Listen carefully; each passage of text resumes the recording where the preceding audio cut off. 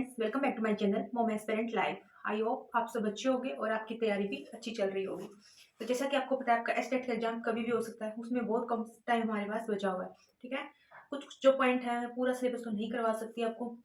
जो जो कुछ इंपॉर्टेंट्स हैं, जहाँ मतलब हम थोड़ा सा टाइम लगा के 5-7 मिनट की एक वीडियो बना के उसमें से हम आउटपुट ज़्यादा ले सकते हैं। मतलब एक एक क्वेश्चन का कितना इंपॉर्टेंट रोल है, ये आपको पता ही है कि अगर आपका एक क्वेश्चन ठीक हो रहा है 5 मिनट की वीडियो से, अगर आपके 2-3 क्वेश्चन ठीक हो रहे हैं, तो वो आपको कहाँ से कहाँ ले जाएँगे, ठीक है? तो मेरा एम बस यही है कि मैं जो छोटी-छोटी पॉइंट है, जो ये है कि हाँ, बस इसमें से क्वेश्चन आता ही है और हम यहाँ मिस्टेक्स करते हैं, मैं वही चीज़ें आपके सामने लेके आने की कोशिश कर रही हूँ। टाइम बहुत कम है और हमें कोशिश करनी है कि इस कम टाइम में हम स्कोर ज़्यादा कर पाएँ और मतलब ज़्यादा चीज़ों को रिवाइज़ कर पाएँ, या जो चीज़ हमें नहीं आती, वो हम नॉलेज गेन कर पाएँ, ठीक है? और मेरा मकसद इस टाइम पे आपको कोई नई चीज़ देने का नहीं है, ठीक है? तो एक हमारा चैप्टर है उपलब्धियों का मूल्यांकन व प्रश्नों का निर्माण। तो हमारे से पूछ लिया जाता है कि जो मतलब ए पॉजिटिव जो हम ग्रेड देते हैं बच्चों को, वो कौन से बच्चों को मिलते हैं? वो एक्स्ट्रा ऑर्डिनरी को मिलते हैं, ये आप आइडिया लगा ही सकते हो। ए है जो हमारी, वो एक्सीलेंट को मिलती है। बी है जो वेरी गुड को, सी गुड को, और डी एवरेज। एवरेज बच्चों को डी ग्रेड मिलती है और ये 35% से कम होते हैं। ठीक है, इसमें मिलान आ जाता है कि 35% से कम है तो कौन से कैटेगरी, मतलब कौन से बच्चे हैं, उनको क्या बोला जाता है, किस ग्रेड में उनको लिया जाता है, तो इस टाइप से। ठीक है, ए पॉजिटिव एक्स्ट्रा ऑर्डिनरी जो 90 से 100% के बीच में होते हैं बच्चे। ए एक्सीलेंट 75 से 89। बी वेरी गुड 56 से 74%। सी गुड 35 से 55%। डी एवरेज 35 से कम। ठीक है, सेडलर सेडलर रचनात्मक जो मूल्यांकन है, वो एक आपको पता है कि बहुत इंपॉर्टेंट टर्म है और इससे क्वेश्चन आता ही है। और सेडलर के अनुसार रचनात्मक मूल्यांकन में फीडबैक और स्व मूल्यांकन दोनों शामिल होते हैं। मतलब रचनात्मक मूल्यांकन है, उसका संबंध है हमारा सेडलर से। ठीक है, तो मतलब एक इस बात से आइडिया लगा सकते हो कि सैड होता है कोई बच्चा जब उसका रिजल्ट कम आता है। ठीक है ना, मतलब जब उसने एक्सपेक्ट किया होता है उससे उसको कम मार्क्स मिलते हैं तो सैड होता है। ठीक है, तो रचनात्मक मूल्यांकन है, उसको हम रूपात्मक आकलन भी कहते हैं। ठीक है, रचनात्मक मूल्यांकन के लिए मतलब जो जरूरी बात है वो क्या है, यह सुझाव दिया गया है कि विज्ञान के मामले में वर्ष में 4 रचनात्मक मूल्यांकनों में से कम एक मूल्यांकन प्रयोगों के रूप में हो। प्रयोगों के रूप में मतलब प्रैक्टिकली प्रैक्टिकली बच्चे से कुछ चीजें करवाई जाए, ना कि लिखकर और लिख। ठीक है ना, मतलब उसको प्रैक्टिकली कोई चीज बच्चे एक्सपेरिमेंट करके जैसे सीखते हैं ना, तो वो एक्सपेरिमेंट करके ही हमें बताए, यानी टीचर को बताए। ठीक है, प्रश्न पूछते समय ध्यान रखने योग्य बातें क्या है कि हम बच्चे से किस टाइप के क्वेश्चंस कर सकते हैं। ठीक है, उद्देश्य इन प्रश्नों को न पूछा जाए, मतलब जिसमें बच्चे से हमें मतलब कोई अच्छा एक स्टिक एम नहीं हो हमारा पूछने का, इस टाइप के क्वेश्चन नहीं पूछने चाहिए।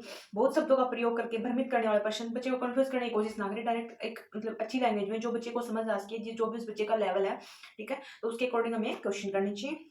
मतलब बहुत शब्दों का प्रयोग करके भ्रमित करना, नेगेटिव पॉइंट। ऐसे प्रश्न जिनमें उत्तर भी शामिल हो, इस टाइप के प्रश्न नहीं पूछने चाहिए। आवश्यकता से अधिक सूचना प्रदान करने की अपेक्षा वाले प्रश्नों को नहीं पूछना चाहिए।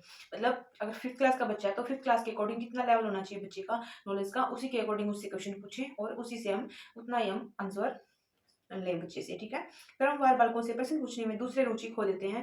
मतलब ऐसे कंटिन्यू बच्चे से क्वेश्चन किए जा रहे हैं तो मतलब एक बोरिंग टाइप की क्लास हो जाती है। तो इस तरह से क्वेश्चन पूछे ताकि दूसरे बच्चे भी उसमें इंटरेस्टली पार्टिसिपेट कर पाए, वो भी उससे सीखे। ठीक है, तो अनुमान को प्रोत्साहित करने वाले प्रश्न नहीं पूछने चाहिए कि बच्चा तुक्का लगाना सीखे वहां से, तो इस टाइप के क्वेश्चन नहीं पूछने चाहिए।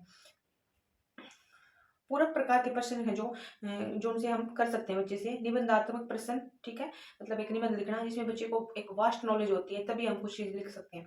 लघु उत्तरीय प्रश्न, लघु उत्तरीय प्रश्न। अति लघु उत्तरीय प्रश्न में कौन से हमारे क्वेश्चन आते हैं? रिक्त स्थान, समानार्थ प्रश्न, मानचित्र आधारित और रूपांतरण प्रकार। ठीक है, एक हमारा आलोचनात्मक चिंतन। इसके अंतर्गत क्या होता है, किसी भी वस्तु, विषय इत्यादि के सकारात्मक व नकारात्मक पहलुओं के बारे में विचार किया जाता है। आलोचनात्मक जो चिंतन है उसमें क्या होता है, उसके पॉजिटिव पॉइंट्स भी और नेगेटिव पॉइंट्स भी, दोनों के बारे में हम क्या करते हैं, विचार करते हैं। ठीक है, शिक्षण के दौरान अध्यापकों को छात्रों में आलोचनात्मक चिंतन का विकास करना चाहिए। इससे विषय वस्तु के बारे में छात्रों में एक दृष्टिकोण का निर्माण होता है। मतलब सब्जेक्ट के बारे में उसको नॉलेज अच्छी होती है, पकड़, यानी पॉजिटिव पॉइंट भी जब बात करें हम, नेगेटिव भी तो रटेगा नहीं बच्चा, अच्छे से मतलब प्रैक्टिकली चीजों को सोचेगा और उसको सीखेगा। ठीक है, जो मैं बोल रही हूँ, ऑफकोर्स आप ये वीडियो बार बार नहीं देखोगे, एक पेज लो, जो चीज मैं बोल रही हूँ सिर्फ शॉर्ट फॉर्म में उसको करो। जैसे कि आलोचनात्मक का मतलब क्या है कि हम सब्जेक्ट के पॉजिटिव पॉइंट भी पढ़ रहे हैं उसमें और नेगेटिव पॉइंट भी पढ़ रहे हैं। ठीक है, तो ये चीजें सिर्फ एक ये लाइन लिखनी है इसमें। ठीक है, जब परीक्षार्थियों की संख्या सर्वाधिक हो तो उसे उनके मूल्यांकन के लिए किस प्रकार के प्रश्न पूछने चाहिए? मतलब बच्चे ज्यादा हैं तो ऑफकोर्स हम जो बड़े क्वेश्चन हैं वो नहीं पूछ सकते, तो उसमें तो एक ही बच्चे में बहुत टाइम लग जाएगा। तो वहाँ पे कैसे क्वेश्चन पूछे जाएंगे? वस्तुनिष्ठ प्रश्न। कोई बालक फुटबॉल खरीदते वक्त उसके गुण मजबूती के बारे में जानकारी प्राप्त करने के बाद ही उसे खरीदता है। इस संदर्भ में यह माना जाएगा कि उस बालक में का विकास हो रहा है। कौन सा विकास हो रहा है उसमें? आलोचनात्मक विकास। ठीक है। तो ये आपको इतनी बड़ी स्टेटमेंट लिखने की जरूरत नहीं है, आप समझ गए ना कि वो बच्चा पॉजिटिव पॉइंट भी देख रहा है, उसके नेगेटिव पॉइंट भी देख रहा है, ठीक है ना, कि हाँ उसमें क्या गुण है, उसमें क्या मजबूती है कि नहीं है, कैस किस टाइप की बोल है वो, तो उसमें कौन सा विकास हो रहा है बच्चे में, आलोचनात्मक चिंतन, ठीक है। कौन रचनात्मक आकलन के लिए उचित उपकरण है? उचित उपकरण कौन से हैं जो हम रचनात्मक आकलन में यूज करते हैं? मौखिक प्रश्न, प्रश्नोत्तरी, खेल व दत्तकार्य। जो नहीं है, सत्र परीक्षा रचनात्मक आकलन में नहीं आता, सत्र परीक्षा हमारा रचनात्मक आकलन में नहीं आता, ठीक है। मान लीजिए आप विद्यालय शिक्षा बोर्ड के अध्यक्ष हैं, आप अपने अधिकार क्षेत्र के अंतर्गत आने वाले विद्यालयों की शिक्षा की संपूर्ण गुणवत्ता को सुधारने के लिए क्या योजना बनाएंगे? इस प्रकार का प्रश्न किस टाइप का प्रश्न है कि आप विद्यालय शिक्षक के अध्यक्ष हैं, आप अपने अधिकार क्षेत्र के अंतर्गत आने वाले जो विद्यालयों की शिक्षा है उनकी संपूर्ण गुणवत्ता सुधारने के लिए, तो ये आपकी, अगर आप ऐसा सोच रहे हो करने की एज ए टीचर, तो आपकी मतलब कौन सी सोच है ये? तो उच्च स्तरीय अपसारी थिंकिंग, ठीक है। एनसीएफ 2005 की संस्तुतियों के अनुसार कक्षा 1 और कक्षा 2 के विद्यार्थियों के लिए मूल्यांकन का तरीका कौन सा होना चाहिए?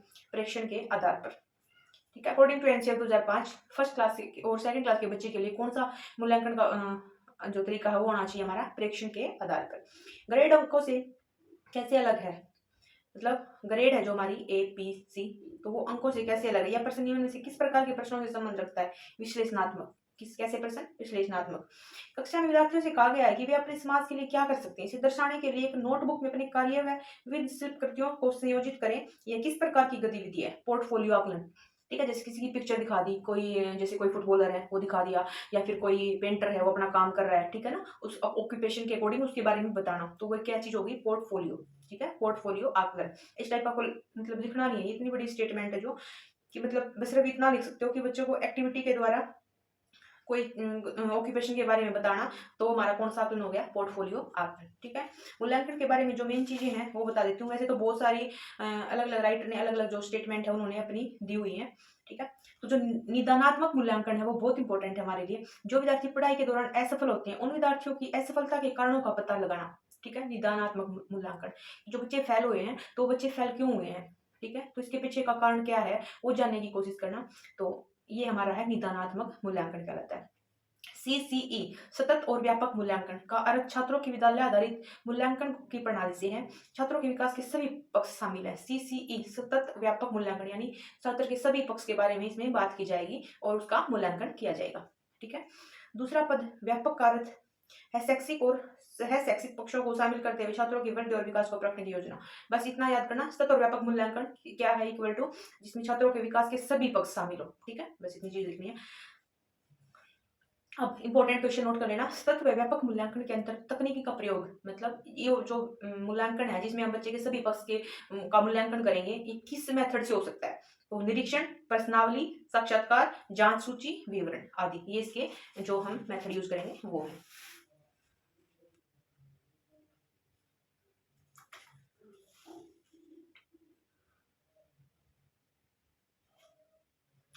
अब है कुछ क्वेश्चंस हैं। कौन सा मूल्यांकन अध्याय के बीच में होता है? लिख लेना। मूल्यांकन कौन सा बीच बीच में होता है? अध्याय के बीच में, वो होता है हमारा निर्माणात्मक मूल्यांकन। कौन सा होता है हमारा? निर्माणात्मक। कौन सा मूल्यांकन सत्र की समाप्ति पर होता है? ये होता है हमारा योगात्मक मूल्यांकन। ये पीवाईक्यू है, ठीक है। सत्र की समाप्ति पे कौन सा मूल्यांकन होता है हमारा? पीवाईक्यू, सॉरी, योगात्मक मूल्यांकन। अधिगम के संदर्भ में अच्छे मूल्यांकन का क्या मानदंड होना चाहिए? अच्छे मूल्यांकन का मतलब विश्वसनीय होते हैं ये। अच्छे मूल्यांकन के निम्न में से कौन सी विशेषता नहीं है? संकीर्णता।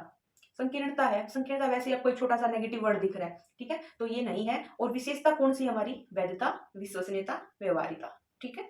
सतत व व्यापक मूल्यांकन के तहत निम्न में से कौन सा कार्य किया जाता है? इसमें परीक्षा के प्राप्त अंकों के आधार पर विद्यार्थियों की उत्तीर्ण तथा अनुत्तीर्ण किया जाता है, मतलब उसके सभी पक्षों के की निरीक्षण किया जाता है और इसमें फिर बच्चे को उत्तीर्ण और अनुत्तीर्ण किया जाता है, ठीक है। विद्यार्थियों के सीखने में जो रिक्तियां रह जाती हैं उनके निदान के बाद, मतलब जो उनके सीखने में जो कमी रह गई उसके निदान के बाद क्या काम होता है? समुचित उपचारात्मक कार्य, मतलब उसको ठीक करने का काम किया जाता है। अधिगम से संबंधित किसी विद्यार्थी की समस्याओं का सबसे अच्छा उपचार कौन सा है? निदानात्मक निरीक्षण। निदानात्मक निरीक्षण है जो सबसे अच्छा समस्याओं का उपचार है ये, ठीक है। निदान, निदान का मतलब ही उपचार होता है ना। तत्व व्यापक मूल्यांकन में व्यापक मूल्यांकन शब्दावली का तात्पर्य क्या है? शैक्षिक व सह शैक्षिक क्षेत्र का मूल्यांकन।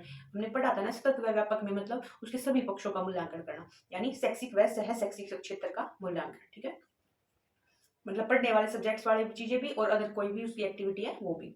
राष्ट्रीय पाठ्यचर्या रूपरेखा 2005 के अंतर्गत परीक्षा सुधारों में निम्न में से किस सुधार को सुझाया गया है?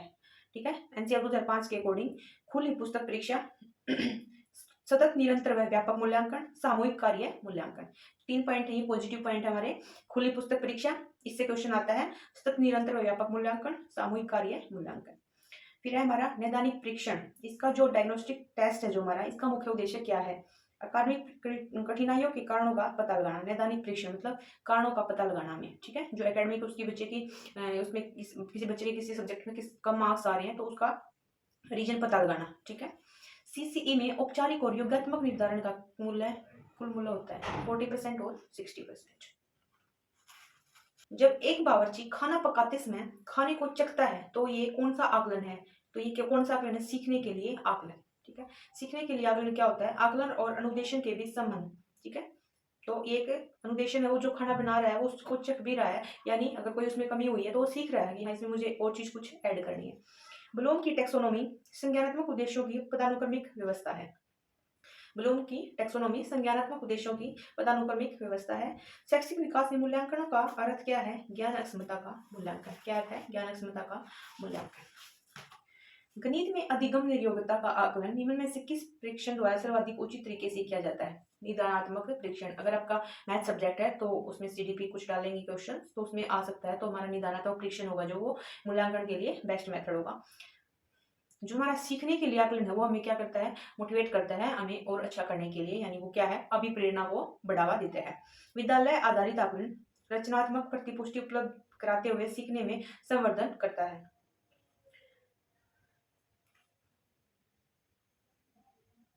आकलन उद्देश्यपूर्ण होता है, क्यों? क्योंकि इसमें क्या है, विद्यार्थियों और शिक्षकों को अब फीडबैक प्राप्त होता है कि उनको क्या चीज चेंज करने की जरूरत है, किस सब्जेक्ट्स में बच्चे अच्छा स्ट्रॉन्ग नहीं मतलब अच्छा स्कोर नहीं कर पा रहे हैं, उनको अच्छा समझ नहीं आ रहा है, उसमें मतलब पढ़ाने का तरीका है उसमें कुछ चेंज करने की जरूरत है कि नहीं है, ठीक है। तो उससे बच्चे को भी फीडबैक मिलता है और जो हमारे टीचर्स हैं उनको भी फीडबैक मिलता है। और अपने उसके जो उनका स्टडी रूटीन है, जिस तरीके से वो पढ़ाते हैं, जो उनका मेथड है, उसमें कुछ चेंज करने की जरूरत नहीं है कि है, वो हमारे उस आकलन से ही पता चलता है। ये जो केवल कागज पेंसिल वाला है ना, जो कि मतलब हमें आकलन करना चाहिए केवल कागज पेंसिल से, ये हमारा नेगेटिव पॉइंट है, ठीक है। ये हमें क्या कर देता है? ये एक सीमित कर देता है आकलन को, ठीक है। तो ये एक नेगेटिव पॉइंट है। और वैसे भी केवल है ही नेगेटिव पॉइंट। अगर किसी भी क्वेश्चन में आप केवल दिखता है तो हमारा क्या हो जाएगी? वो क्वेश्चन गलत हो जाएगा, ठीक है। तो हमें उसका सोल्यूशन स्टेटमेंट से ही पता चल जाता है। ये नेगेटिव पॉइंट्स और पॉजिटिव पॉइंट्स बहुत इंपॉर्टेंट है, जो मैं ऑलरेडी करा चुकी हूँ। योगात्मक मूल्यांकन में मापन की भूमिका सब सीखी हुई कुशलता में निष्पादन का एक अवलोकन देती है। योगात्मक मूल्यांकन में जो हम सब कुछ सीख चुके होते हैं उसका आकलन होता है, ठीक है। तो ये मूल्यांकन से रिलेटेड कुछ पीवाईक्यू थे और उसकी निदानात्मक क्या होता है, योगात्मक क्या होता है, उसके बारे में थोड़ा थोड़ा कुछ बताया। अगर आपको अच्छा लगे तो आप जरूर फॉलो करना। बार बार ये वीडियो नहीं देखोगे, बस अपनी कॉपी पेन लेके बैठना और साथ में नोट करते जाना, सिर्फ एक पेज पे इतना सा।